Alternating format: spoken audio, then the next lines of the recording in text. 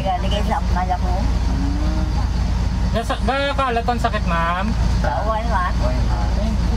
Pauwi na ng bahay ang isang 77 anyos na babae sa Bacolod City nang madulas sa gutter mag-aalauna ng madaling araw kanina, August 8. Kasama nito ang kanyang pamangkin nang mangyari ang aksidente sa tapat ng Cyber Center sa Lacson Street, Barangay 30, Bacolod City.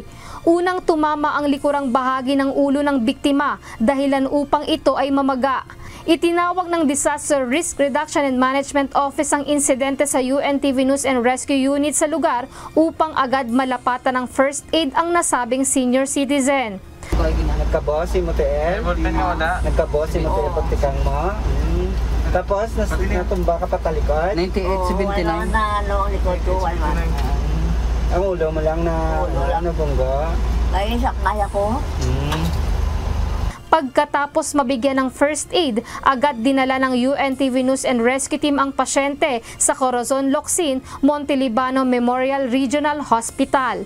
Lizel Nael, UNTV News and Rescue. Diyos ang aming sandigan, serbisyo publiko ang aming pinahahalagahan.